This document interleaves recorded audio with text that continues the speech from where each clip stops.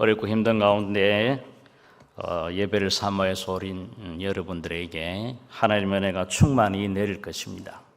오늘 한 분 한 분에게 말씀의 은혜가 더해지는 역사가 일어나기를 바랍니다. 오늘 생명 되신 예수님이라는 제목으로 말씀을 전하도록 하겠습니다. 사도행전을 보시면 예수 그리스도의 제자들 120명이 마가다락방에서 모여서 기도하고 있습니다. 그런데 오순절날이 이미 이르렀다 하는 것 보니까 오순절날이 이런 줄도 모르고 기도한 것 같아요. 열심히 기도하는 가운데에 성령 하나님께서 시청각적으로 임하십니다. 불의 혀처럼 급하고 강한 바람처럼 보이고 듣는 역사가 일어나는 것입니다.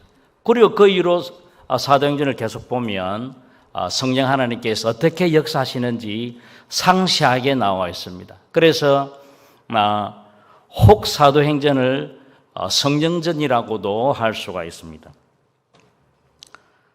오늘 방금 봉독하신 요한복음은 성령전이 아니라 예수전이라고 할 수가 있습니다. 그래서 새신자들에게는 요한복음을 먼저 보게 하면 좋습니다.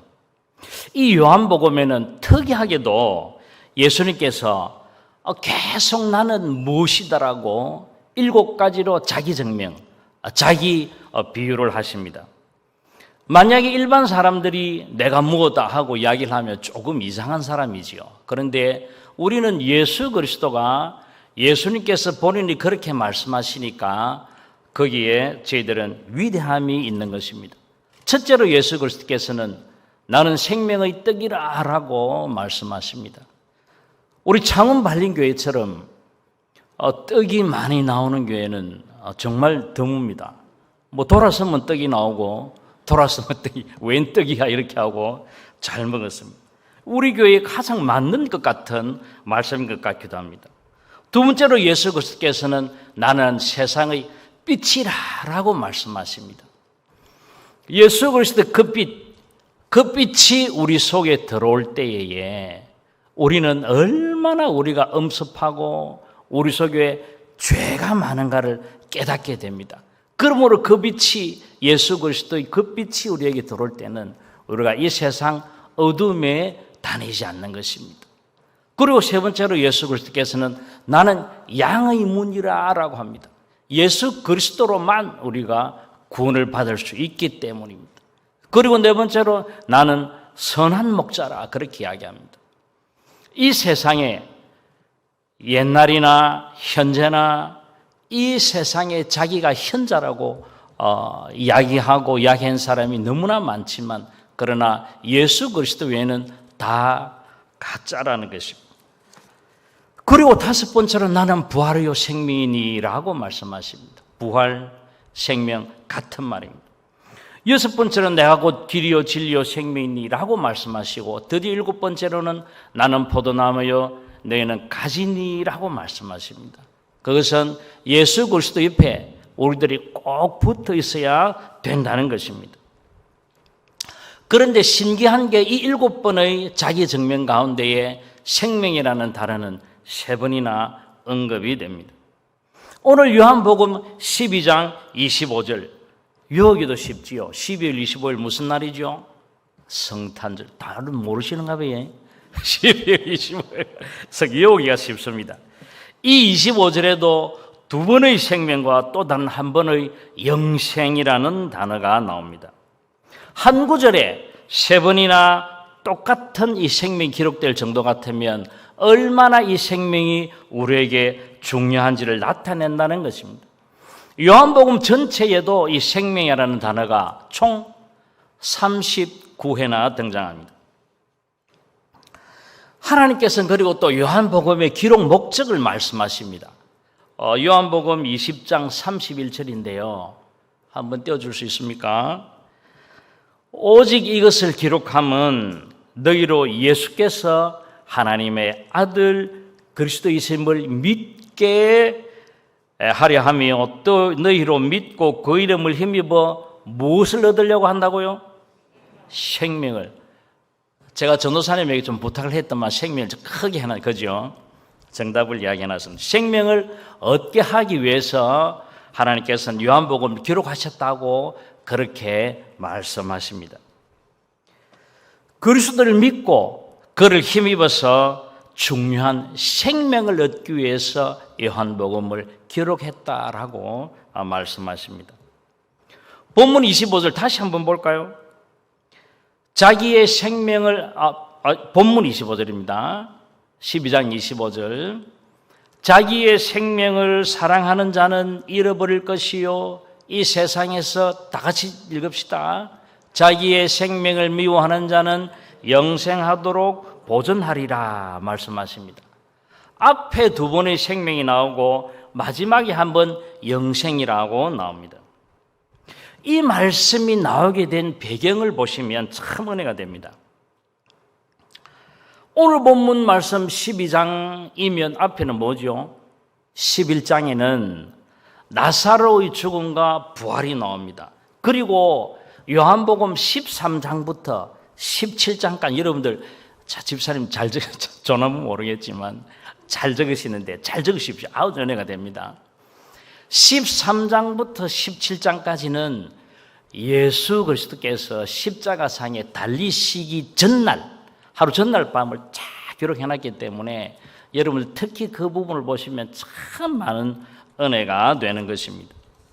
그러므로 오늘 본문 12장 그리고 13장 사이에 11장은 그 중간적인 시간입니다. 그 시간에 주님께서는 가장 자기 채찍건들을 모아놓고 사랑하는 사람들에게 아주 중요한 말씀을 하는 장면이 나옵니다. 나사로가 죽기 전에 생명이 다 됐다고, 곧 죽겠다고 예수님께서 기별을 받았습니다. 그런데 예수님께서는 가시지 않았습니다. 예수님의 뜻이 있기 때문입니다. 그런데 그런 주님의 뜻을 사람들은 잘 못 알아줍니다. 드디어 마르다와 마리아에게 예수님께서 나사로가 죽은 후에 만나게 됩니다. 우리는 누가복음 10장에서 마리아의 신앙은 월등하게 뛰어나고 마르다는 일밖에 모르고 신앙도 모르고 이렇게 우리는 알고 있습니다만은 이 요한복음 11장에는 마르다 신앙의 진가를 볼 수가 있습니다. 마르다는 원망 아닌 예수님을 만났을 때에 소망이란 소망의 이야기를 하게 됩니다. 요한복음 11장 21절입니다. 마르다가 예수께 여짜오되 주께서 여기 계셨더라면, 여기에 있었더라면 우리 오라버니가 죽지 않았겠습니다. 그렇게 이야기합니다. 여러분들은 이러한 믿음을 가지시기를 바랍니다. 이런 마르다의 신앙을 소유해야 될 것입니다. 마르다는 예수님께서 자기 나사로의 죽음을 충분히 막을 수 있는 능력이 있다는 것을 믿었던 것입니다.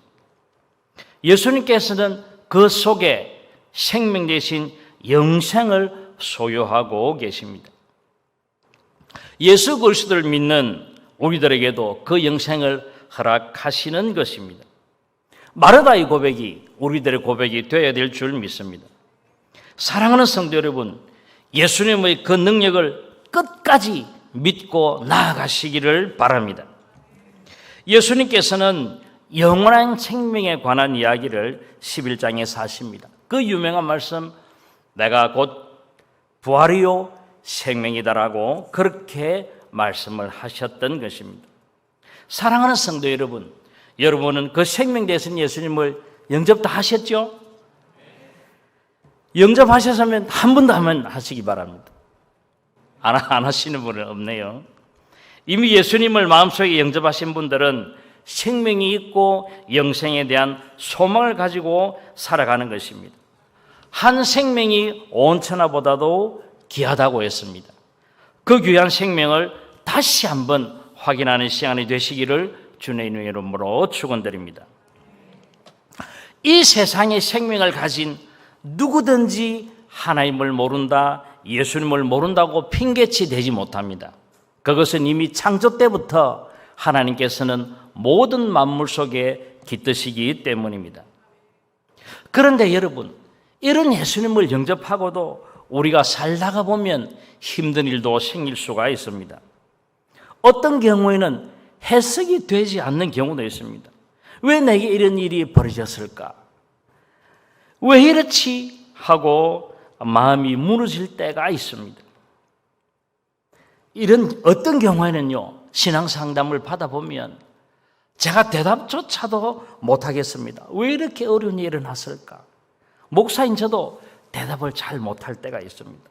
그러나 사랑하는 성도 여러분, 생명 되신 예수님을 믿는 우리는 그럴 때마다 예수님을 바라보면서 기도하고 간구하시면 생명 되신 예수님께서 반드시 여러분의 기도를 들어주실 것입니다. 하나님께서는 우리의 기도의 소원을 들어주시는데 그 응답하는 6단계의 법칙이 있습니다. 출애굽기 3장 7절과 8절을 한번 보실까요? 함께 띄워줄 수 없습니까 혹시? 안 된다고 사인위원이. 천천히 봅시다. 다 같이 시작. 여호와께 있었을 때 내가 애굽에 있는 내 백성의 고통을 분명히 뭐하고요? 그들의 감독처럼 말 부르짖음을 또 그 근심을 내가 어떻게 해요? 그들을 애굽으로 선지해서 건져내고 그들을 그 땅에서 인도하여 그렇게 적과 꿀이 흐르는 땅으로 하나님께서는 데려가신다고 하십니다. 홍두문은 7개거든요.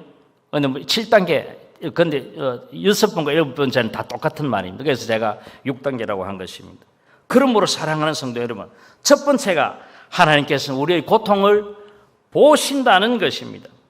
보시는 것도 그냥 보시는 것이 아니고 어떻게 보신다고요? 분명히 보신다고 말씀하십니다. 사랑하는 성도 여러분, 여러분의 기도가 혹시 응답되지 않아서 힘든 경우는 없었습니까? 하나님께서 내 기도는 왜 안 들어주실까? 이런 경우는 없습니까? 하나님께서는 반드시 보고 계십니다. 여러분들 힘을 내어서 기도하시고 우리들에게 생명까지 내어주시니까 하나님께서 여러분들을 반드시 보고 계십니다. 이 말씀을 하나님께서 보고 계심을 믿고 힘을 내어서 계속 기도하시기 바랍니다. 두 번째가 우리들의 고통과 부르짖음을 하나님께서는 어떻게 하신다? 들으신다는 것입니다. 생명 되신 예수님께서는 우리들의 신음소리에 민감하십니다. 하나님은 내 귀에 들린 대로 시행하신다라고 말씀하십니다. 세 번째가 하나님께서는 우리의 심령의 괴로움을 아신다는 것입니다. 이 알아주는 것만 해도 얼마나 감사한 일입니까? 얼마나 위로가 되는 줄 모릅니다. 하나님께서는 우리의 머리털까지도 세신 바 되시고 우리를 세밀히 지켜보시고 아신다는 것입니다. 그리고 네 번째로 하나님께서는 내려오신다라고 표현을 하십니다. 물론 이것은 구약적인 표현입니다. 우리가 예수께서 십자가상에 달리시고 난 뒤 성령께서 오시고 난 뒤에는 내려오시는 것이 아니고 어디 계신다? 우리들의 마음속에 계속 계시는 것입니다. 다섯 번째는 드디어 어렵고 힘들고 지친 상황 속에서 하나님께서는 우리들을 건져내시는 것입니다. 해방신학은 아닙니다. 건져내 해방하고 이런 것은 아니지만 하나님께서는 고통과 고난 가운데서 우리를 건져내시고 피할 길을 주신다는 것입니다. 그리고 마지막 여섯 번째로 하나님께서는 젖과 꿀에는 따라 우리를 어떻게 하신다? 경상도 말로 데리고 갑니다. 그러니까 여러분들 하나님을 믿으시고 끝까지 기도하시는 여러분이 되시기를 바라겠습니다. 이처럼 하나님께서는 우리의 인생을 굽어 살피시면서 우리들의 기도에 6단계 법칙으로 응답하시고 우리 기도의 소원을 이루어 주시는 것입니다. 창세기 1장에 보시면 태초에 하나님께서 천지를 창조하시는 장면이 나옵니다. 그런데 그 천지 창조를 하시면서 하나님께서는 유독 인간들에게만 그 속에 하나님의 무엇과 무엇으로 창조하시죠? 하나님의 형상과 모양으로 인간을 창조를 하십니다. 창세기 1장 26절 한번 보실까요? 중간에 보면은 우리의 형상을 따라 우리의 모양대로 그렇게 하십니다. 27절에 보셔도 우리의 형상대로, 하나님의 형상대로 사람을 창조했다. 31절에 보실까요? 31절에 중간에 보시면 보시기에 좋았더라 틀렸습니다. 심히 좋았더라. 하나님께서는 창조 기록을 보시면 다 지으시고 좋았더라, 또 좋았더라, 또 좋았더라 하시는데 인간에게만 심히 좋았더라고 말씀하십니다. 조직신학에서는 이 형상과 모양이 같은 것으로 봅니다. 우리 담임 목사님께서 설교하실 때 늘상 여러분들 챔벨 하시죠. 그 챔벨이 형상인 것입니다. 이 형상은 동상도 형상이라고 합니다. 동상도 나타납니다. 예를 들어 고대 근동 지방에서 왕이 그 당시에는 SNS나 뭐 신문이나 통이나 이런 것들이 없기 때문에 챔벨, 동상을 만들어서 각 지역으로 다 보냅니다. 그래서 왕이 내가 왕이니까 이 동상을 보고 나를 알아 이렇게 하십니다. 사랑하는 성도 여러분, 하나님께서 우리에게 형상과 모양, 챔벨을 우리에게 허락하신 것은 무엇입니까? 세상 믿지 않는 사람들이 챔벨, 우리가 하나님의 형상이므로 그들이 하나님을 깨달아라 하는 것입니다.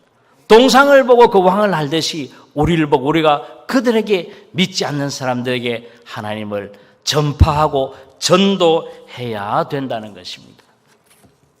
오늘 본문 25절에 두 가지의 생명이 등장했습니다. 첫 번째 생명, 이거 생명은 육체적인 생명, 헬라어로는 좀 발음이 어렵습니다만 프시케라고 합니다. 이 프시케의 생명은 목숨 같은, 인간의 목숨 같은 육체적인 그런 것들을 이야기합니다. 그러나 뒤의 영생, 그것도 생명입니다. 다른 부분에서는 생명으로 번역이 되었습니다. 조예라고 합니다. 그 조예를 하는 것은 영생이라 하는 것입니다. 우리는 이 조예를 영원한 생명이신 예수 그리스도에게 사용합니다. 그렇지만 우리가 그 영원한 생명을 믿고 받아들일 때 우리도 조예의 생명, 영생의 생명이 되는 것입니다. 앞의 두 생명은 부모님으로부터 물려받은 것이라고 한다면 뒤에 조예의 영생은 하나님께서 우리 안에 숨겨두신 생명 혹은 씨앗 같은 것을 이야기합니다. 예수님께서는 이 생명과 씨앗을 피우고 열매 맺어 풍성하게 하기 위해서 이 땅에 오셨다고 말씀하십니다.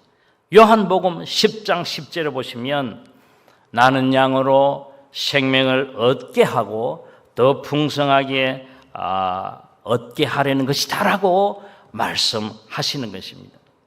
그러므로 이 조의 생명은 예수님을 만날 때에 역동적으로 영생을 얻고 생명이 살아나는 것입니다.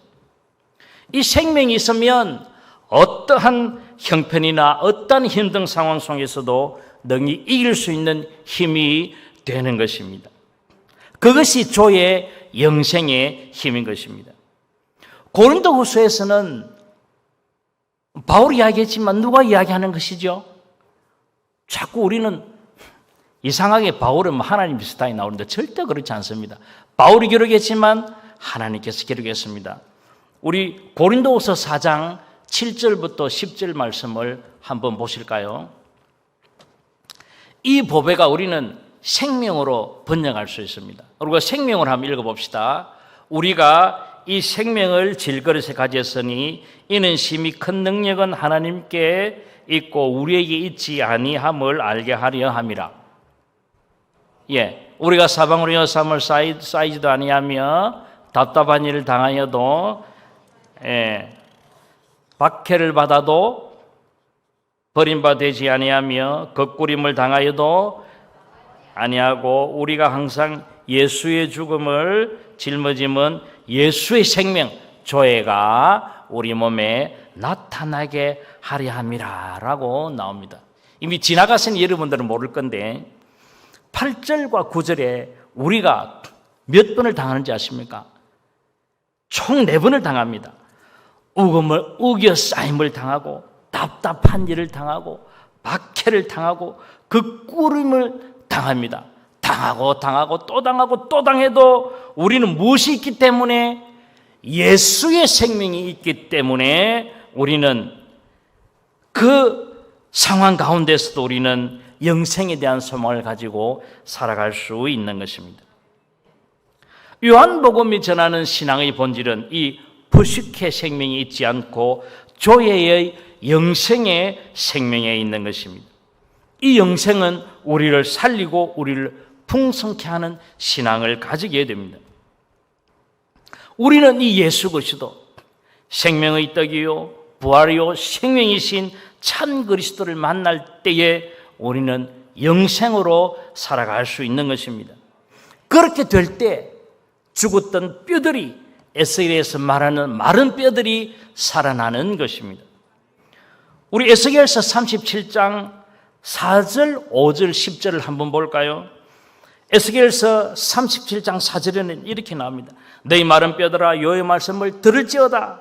5절에는 내가 생기를 너희가 살아나리라. 부어주면 살아나리라. 10절에는 그들이 곧 살아나서 일어서는데 우와 뭐더라? 큰 군대더라. 그렇게 나옵니다.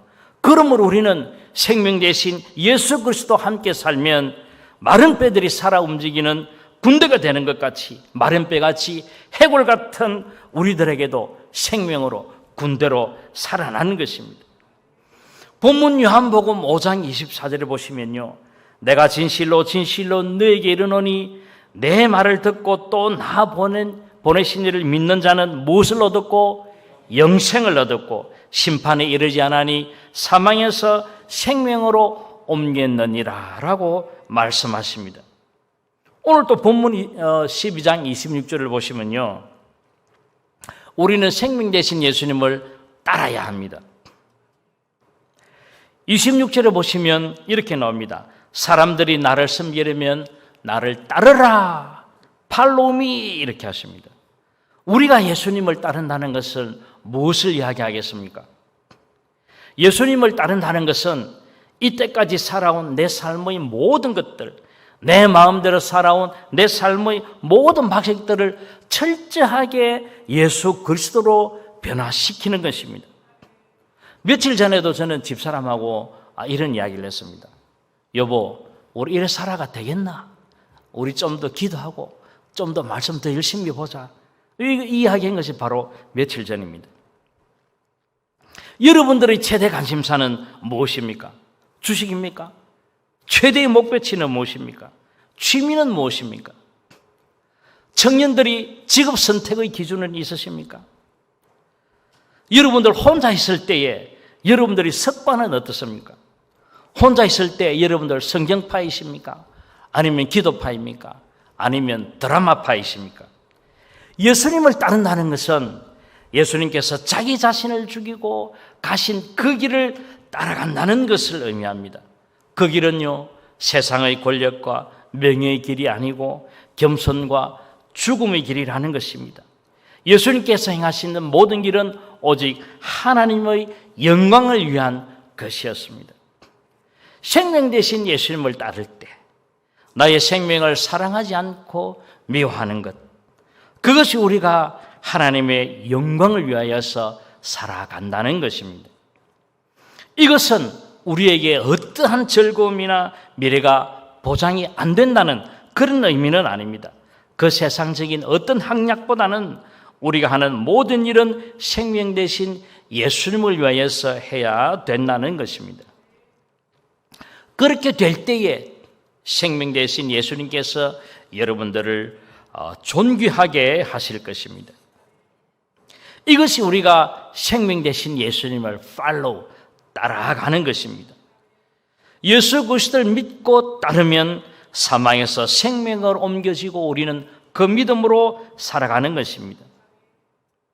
24절에 보시면 생명 되신 예수님께서 명령을 하십니다. 우리는 이 세상에 대하여서 죽으라는 것입니다. 우리는 하늘의 밀과 같이 땅에 떨어져 죽어야 한다는 것입니다. 우리가 세상을 너무나도 향하는 향락적인 생명은 미워하고 세상에 대하여서 죽어야 한다는 것입니다. 인간적인 모든 것 내려놓아야 할 것입니다. 내 자아가 죽어야 할 것입니다.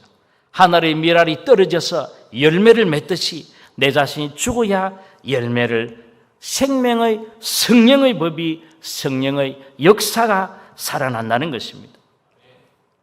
욥이 아무 죄도 없는 가운데에 이 세상의 모든 것을 잃어버렸을 때에 욥의 친구들이 찾아왔습니다. 욥, 너 죄가 많잖아. 너 죄 때문에 너 그런 거야. 계속 그게 끝까지 나옵니다. 그 이야기로 계속 반복이 됩니다. 그런데 욥은요, 끝까지 죄 안 짓다. 그게 계속 반복이 되는 것입니다. 예수님께서 이 세상에 오셔서 물과 피를 다 쏟아내시고 죽음에 임하셨습니다. 우리는 그 예수님을 바라보면서 우리의 인간적인 모든 것들을 내려놓아야 될 것입니다. 아프리카에 선교하러 한 선교사가 자기 마당에 열리는 나무 열매 따먹었다고 막 화를 내고 막 이렇게 할 때는 선교가 되지 않았습니다. 그러나 몇 년이 흐르는 가운데에 따먹어도 막 따먹어라 이렇게 할 때에 진정한 선교가 되었다는 것입니다. 고목나무의 속은 텅 비어 있습니다.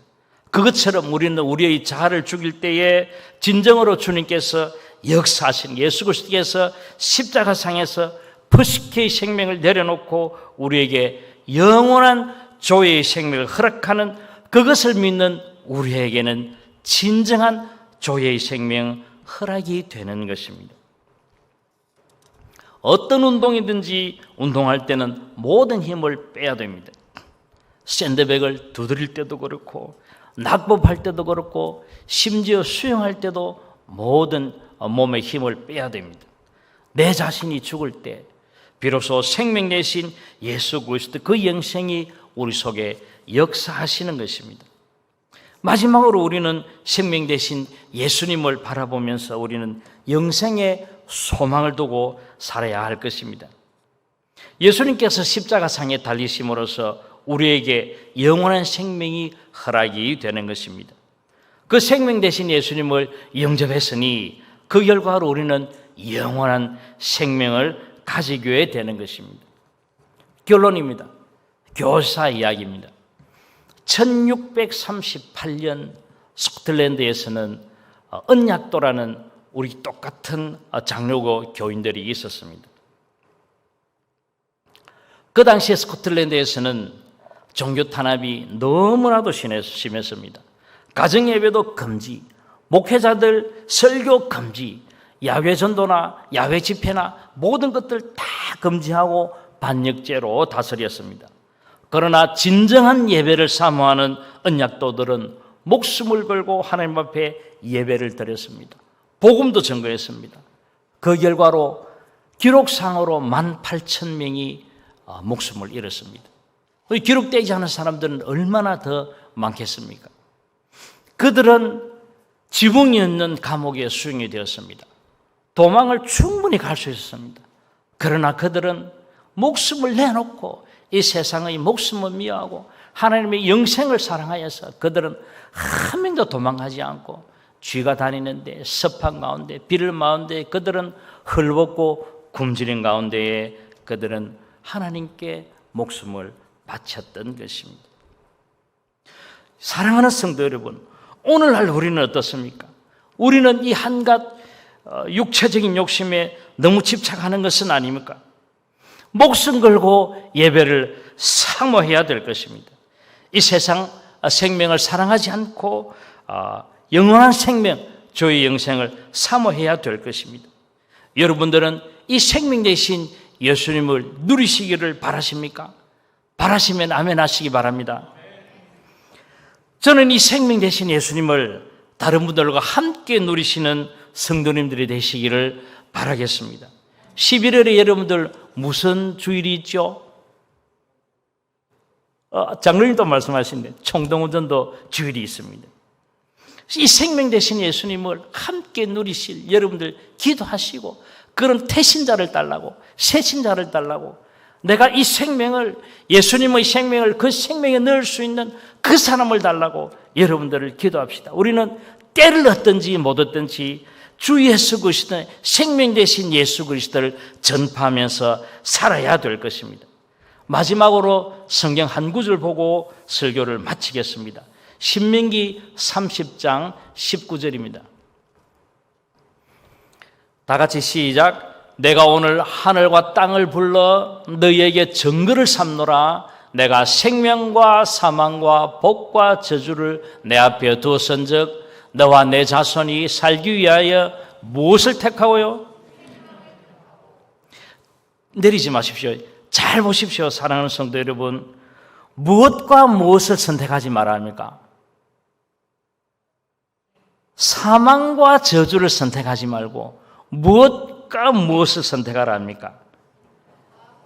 생명과 복을 선택하시는 여러분들이 되시기를 주님의 이름으로 축원드립니다.